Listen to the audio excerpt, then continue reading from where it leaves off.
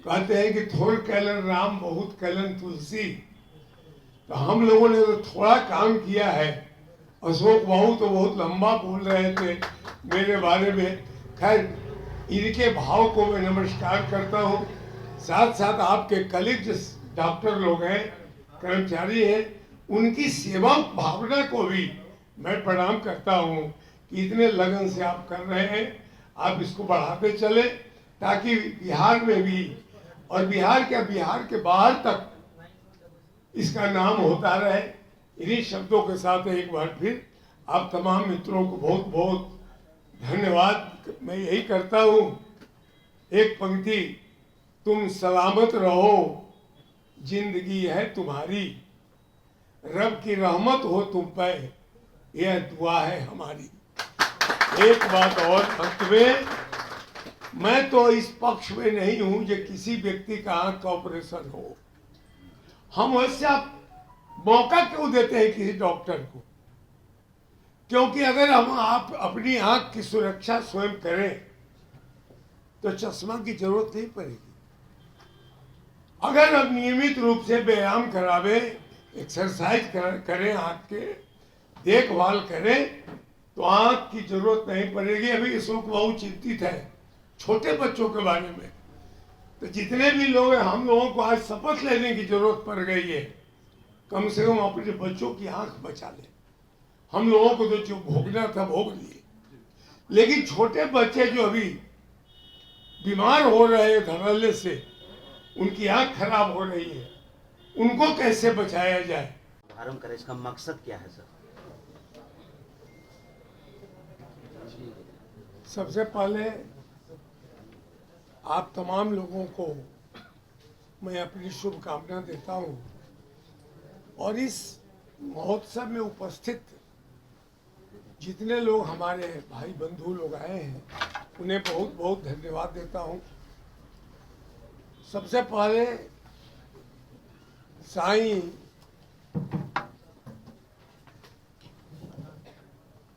Sai Lions eye hospital के जो संचालक हैं हमारे अशोक कुमार सिंह जी, उनको न केवल आशीर्वाद, बहुत बहुत शुभकामना भी कि परमात्मा इन्हें स्वस्थ और दीर्घायु बना के रखें, ताकि इतना बड़ा विराट अभियान लेकर जो चले हैं उसको और कारगर ढंग से लागू कर सके। आप जितने भी लोग आए, तमाम लोग यहाँ Lions Sai Lions eye hospital के कर्मचारी हैं, डॉक्टर हैं, उन्हें मैं विशेष रूप से धन्यवाद देता हूं कि जो लोग बिना किसी स्वार्थ के और जन कल्याण में लगे हुए हैं, निश्चय ही वे बड़े ही प्रशंसनीय लोग हैं। आपकी सेवा समाज के लिए आपने जो हुनर प्राप्त किया, आपने जो शक्ति अर्जन की, उसका सदुपयोग यही है। बहुत लोग डॉक्टर लोग हैं, कई लोग क्लिनिक भी चलाते हैं और दूसरे हॉस्पिटल में भी रहते हैं, लेकिन यहाँ जो लायंस के साथ सेवा भाव है, वह सेवा भाव के साथ अगर आप जो काम कर रहे हैं, यह निश्चय ही प्रशंसनीय बात है। मैं इसके लिए आप तमाम लोगों को बहुत धन्यवाद देता हूँ।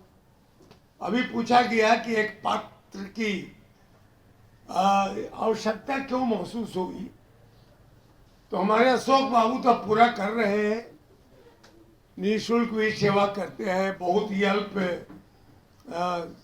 सहायता के आधार पर भी सेवा कर रहे हैं। लेकिन हम लोगों ने सोचा कि उनके जो परिजन लोग आते हैं उनके भोजन आदि की व्यवस्था हो जाए।